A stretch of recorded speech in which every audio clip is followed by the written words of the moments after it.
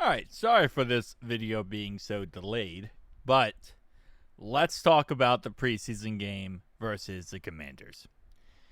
Starting off right away, this game started off horrifically bad. Now, our offense looked great as always, other than I don't know why Joe Burrow went like 30 yards backwards on a play and got smashed. It's preseason, Joe. Let's avoid injuries. Obviously, thankfully, he didn't get injured. But other than that, on offense to start the game, it was actually pretty good. We moved the ball with ease. We couldn't run the ball as well to start the game, but our passing game, as always, is very, very dominant. And we know going into this season that our passing game is going to be amazing. Now let's talk about the elephant in the room, defense.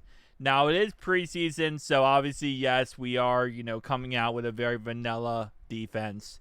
We're not coming out with a scheme that we're going to be using against the Browns. But our defense looked horrifically bad. It was to a point where it was like a laughable joke. And definitely was concerning in every circumstance possible. I mean, they moved the ball straight down the field on us. Like, Jaden Daniels looked like he was the best quarterback ever. And at the same time, we had a lot of our guys in there that will be starting week one, which is disappointing. Geno Stone wasn't, but, it's one of those things where this is back-to-back weeks where our starting defense looked so atrociously bad. There was a lot of crap for Jordan Battle because Jordan Battle didn't tackle or smash Jaden Daniels at the 1 yard line, which in a real life game he would have. He would have blew him up on the 1 yard line. But in a preseason game like this, you're not going to do that. It's just not going to happen. I mean, if you do that, if we blew up, Jordan Battle blew up Jaden Daniels at the 1 yard line, they would have hit Joe late the next drive. Like, it's preseason. I know a lot of people gave him crap for that, but it's just not something you do in preseason, especially if you're a starter going against another starting quarterback. You're not going to blow him up when he's running to the end zone at the 1 yard line. During the actual NFL game, you will. But during a preseason game, you're not going to. All that's going to do is cause retaliation. It's going to cause them to hit Joe. And we're in a preseason game. You're not going to, have this back and forth, which is going to cause, potentially cause injury and a fight. It's just not worth it in a preseason game.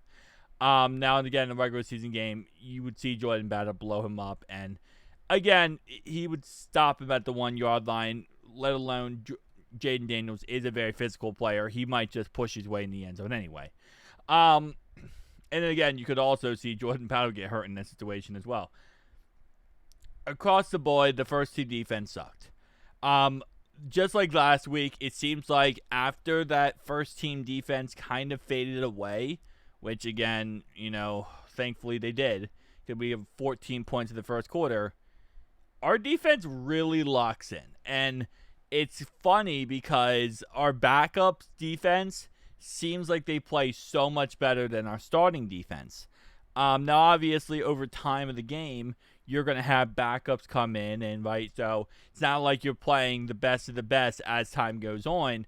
You're actually, every single, quarter that goes by, you're going to see more and more backups. You're going to see more and more second, third, fourth string. But it's just when you watch the backups for this defense, they look so ferocious. They look like they know what they're doing. They look like they're really, trying to make a job. Like, they actually look like they would be, in theory, the starters. It's kind of amazing. Now, the opposite side for the Bengals offensively, backup offensive line is definitely a problem. It's not the biggest problem, but it definitely does not look that good. But there are some receivers, Mitchell Tinsley, who is making a name for himself. And obviously Jake Browning actually looked really good in that game, which you know what? At the end of the day, I got to thank him with all my heart that he actually looked really good, because that could have been the most boring game of all time, but he actually found a way to make the game not horrifically boring. So thank you so much to Jake Browning. But Tinsley, we're now talking about after one game, which normally doesn't happen. Usually we're talking about someone, consistently over 3 games. But he's also looked really good in practice. He's probably going to make the roster. This is a guy who will most likely make the roster as a 6 wide receiver spot. And yeah, a lot of it came down to this last game we just played. Obviously, he also backed it up in, training camp so far in practices. But yeah, I'm very proud of him, very happy for him that he is, going to be getting that opportunity to be an absolute, monster. So shout out to Tinsley for that. But running back wise, we couldn't run the ball to save our lives. Tajay Brooks, like his biggest play. Why did I say Tajay? Taj Brooks, I don't know why I messed up his name right there. His biggest play was a play where he actually ran to the left, got stuffed, and then cut across the field and ran to the right for like 15 yards. Outside of that big run, he would have had 32 yards on 10 carries, which was pretty much the same exact thing he did week 1.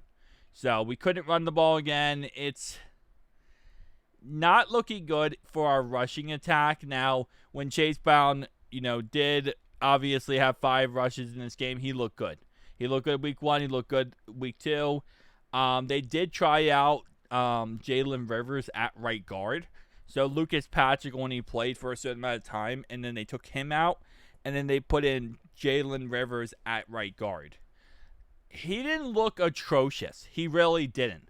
Now, in the live stream, I went crazy when I saw Jalen Rivers in, because for some reason the Bengals decided, hey, let's go ahead and keep Joe Burrow in, but we're going to keep in all the backup receivers as well. Or we're going to have all the backup receivers in while keeping in Joe Burrow. We're going to take out Jamar Chase, take out T. Higgins, take out Chase Brown, and just have the backup receivers in, which for the life of me, I've never seen happen in an NFL game in preseason where a coach says, hey, you know what? We're going to put in the backups but keep the starting quarterback. Now, thankfully, although they did take out the starting receivers and tight ends, they kept the starting offensive line. So, if you watch the end of Joe Burrow's last drive playing, you could see that, well, yes, we have Tinsley, we have Yoshi, Chuck Sizzle, all out there, so no Jamar Chase, T. Higgins. The offensive line read Orlando Brown, Fairchild, Teddy K, Jalen Rivers, and then it read right tackle was Mims.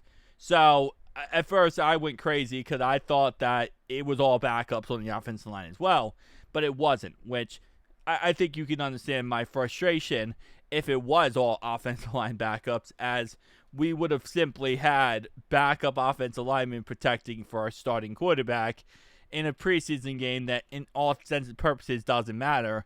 And it's not like Joe Burrow, at the end of the day is, proving anything in a preseason game.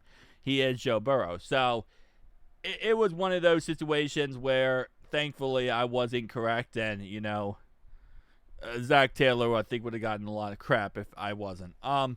With that being said, across the board, shout out to Jake Browning. Put up 159 yards and 2 touchdowns. He actually shocked the world. He did not put up a performance that was cruel and unusual. But we also did not get to see the Diddler. That's right, Desmond Diddler was not seen that much, and it really, really sucks. So, God bless the Diddler, because we just didn't get to see that much of him. But really, the big highlight for, Jake Browning, most of those yards, both touchdowns and most of those yards came because of Tinsley.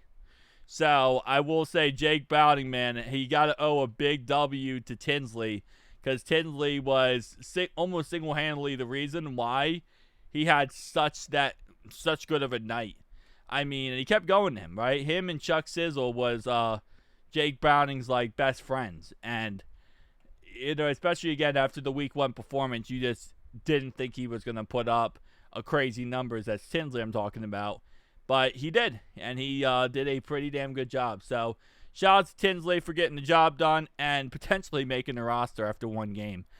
Barrett Carter did have an interception in this game, and that's another thing. Before halftime, again, like we can crap on the defense all we want, say they were horrendous, say they were atrocious, right? Because to a certain degree they were. There was a lot of times where they just did not look good.